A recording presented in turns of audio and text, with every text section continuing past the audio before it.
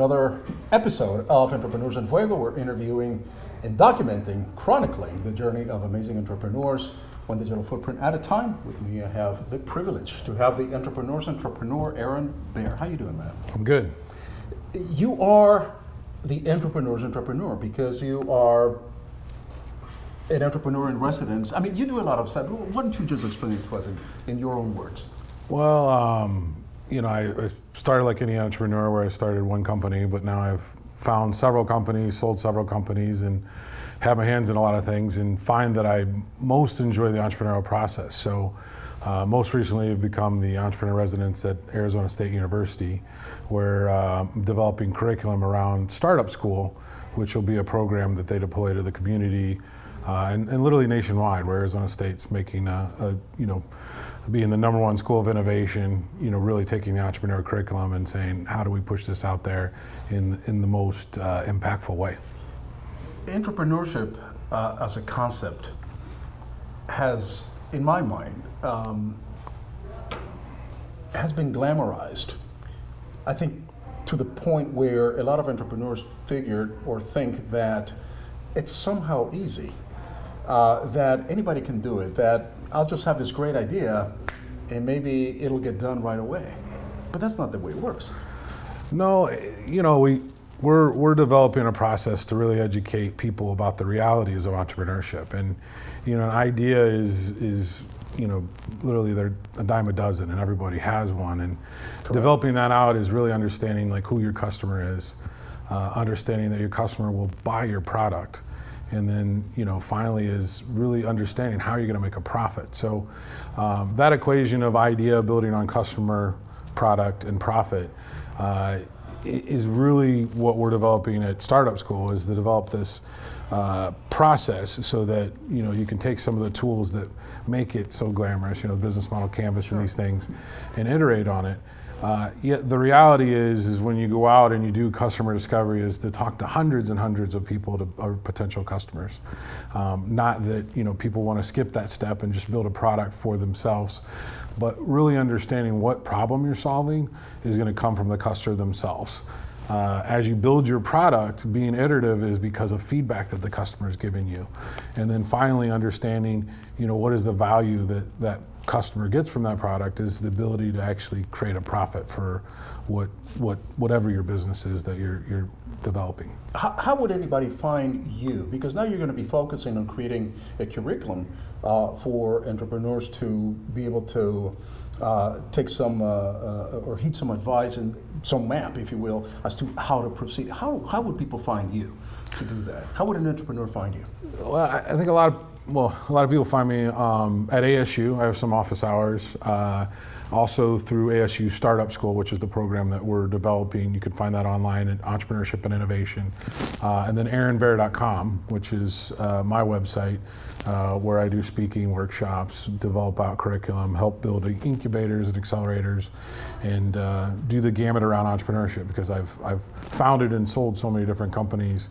I'm more in love with the process of creating entrepreneurs than I am the operation of the businesses that I've created. So I've developed a process for myself that fundamentally gets the operation up and going, and I'm very good at creating the $1 million to $2 million in sales, and then finding the management team to take that over and run that. So, is it hard for the entrepreneur at that point to say, you know what, this is my baby, I can't give it away? With all the success I've had more failure than success. So I've killed quite a few businesses by taking them too far, thinking that I needed to be the CEO. So understanding your strengths and weaknesses is very important to the success of any business itself, because a lot of entrepreneurs, it's the Peter principle, you kind of promote yourself out of that. Sure. There's very few entrepreneurs, and I went and studied this. I actually went and met with LifeLock's CEO, Todd Davis, Sure. Who is one of a few CEOs that came from a startup all the way through a publicly company. Very I found rare. all of those very, very rare. And I think it's a lesson for entrepreneurs that there are different levels of business that require different operational skills, that you have to recognize where your strengths and weaknesses are. Here's what's cool about what you said, is that you're not ashamed or afraid to say, hey, by the way, I failed in some of my startups because of my own faults, because of my own myopia perhaps, yeah. But you've also had success. When you talk to an entrepreneur that is coming to you and say, "Oh, I have this great idea, I've got that," do you just look at them straight in the eye and go, "Do you know that you have an 80% chance of failing, perhaps even more?" Well, and I think you can reduce your odds of failing, by taking certain steps. So I look at it as a game of risk, and you have to have some risk to take this on. And the reality is, I work largely with students and young entrepreneurs that have a lot higher tolerance of risk because Sure. of, they don't have a family yet, they don't have house payment, those kind of things. As I work with small businesses that are more, you see the risk aversion. So Right. their ability to take that risk is a lot less, but they, with that is, helping them find their way within the risk tolerance that they have. So, I rarely focus on, I know that there's a large chance of not success, but what happens, I see with a lot of companies and people that I work with, is it morphs into a career opportunity or morphs into another opportunity. Mm-hmm. So it's always understanding that it's the journey, not the end. And I've sold and let go of a lot of different businesses knowing that I'm just preparing myself for the next challenge. And that's where I see being an entrepreneur in residence as that next challenge, because I've been very good at starting. I've sold 12 companies, and It started and sold 12 companies. sold 12 companies. So, like I said, I've had more failures than success. So I don't mind starting companies, and seeing if they're going to succeed or fail, and fail quickly. A lot of people do. They're stuck on their ideas, and to that point, they may think they only have one idea, which is not. We know that there's an abundance of things to improve in the world. So helping people find their passion is what really reduces the numbers when you say 80% failure. Yep. If you're in it for the money, entrepreneurship is not a get-rich scheme. Right. We can take any industry, and if you want to be an actor, that's not a get-rich scheme. There's only, a couple, a couple hundred people that have really made it in that, and truly to the other side. Same with entrepreneurship when you think of the percentages. So for young entrepreneurs, it's giving realistic expectations that if you're passionate about something, so passionate, and you're more passionate about it than anybody else in the world, you can throw those odds out the door, because you're going to be successful no matter what level you take that to. And if it's a specific piece of content, for example, my wife started a crock pot. So is a brand of slow cookers. So she started an online Facebook page for slow cookers, and she was in international outsourcing, so she was traveling around the world, and on the side she just got interested in doing slow cooking. Well, now she is the crockpot girl on Facebook. Has 1.5 million people following her. I'll be darned. And she's a spokesperson for Crockpot the brand. She works with many multinational companies developing recipes. She has magazines, books, all developed from the idea. Now, fundamentally, very bad idea to tell my wife to say, go into the business of slow cooking, and that you're going to actually make a living doing this when she has a healthy career, right? Right. So in that, I said, well, let's create a website and let's create an ebook. And we started one weekend, and what we found is a huge trend online in Facebook that slow cooking was on the rise.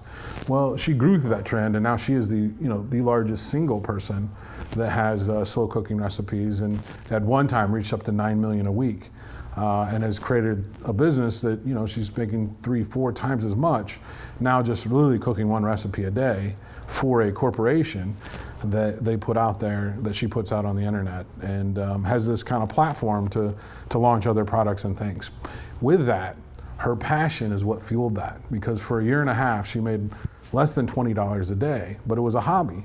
So she eventually, once it hit an influx, we saw it just grow exponentially. It became a business that was much greater than she ever thought it would be. Right. But it's because of her passion towards slow cooking that got her there. But it wasn't overnight, because No. she had to work for it, and certainly she got the support from you, your knowledge, et cetera, to propel her into that. So the passion can take you so far, but at some point you have to bring in an expertise. Somebody say, honey, what are we? I love your passion, but you got to kind of put it this way so that it can just explode, right?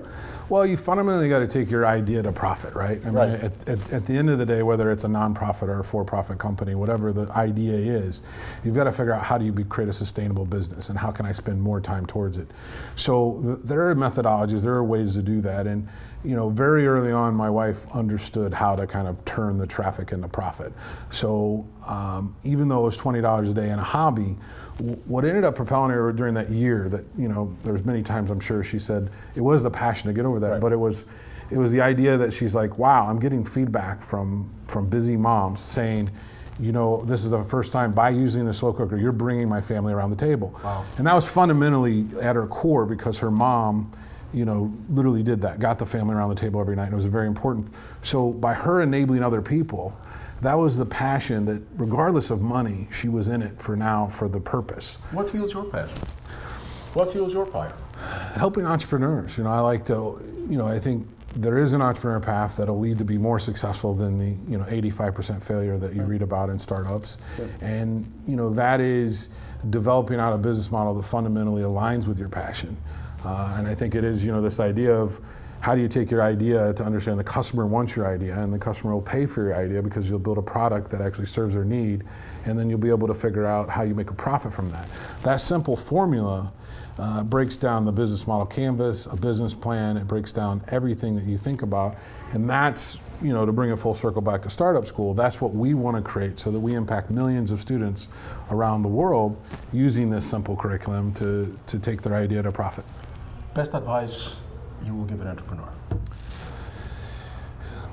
Best advice is, I think it goes with a lot of what we've shared here today is, find something that you're very passionate about and that you can focus on and that you feel you can make an impact on the world. And no matter how small of an idea it is, if you keep iterating on that idea, you're going to find your way to being successful in that piece of content or that Cool. niche.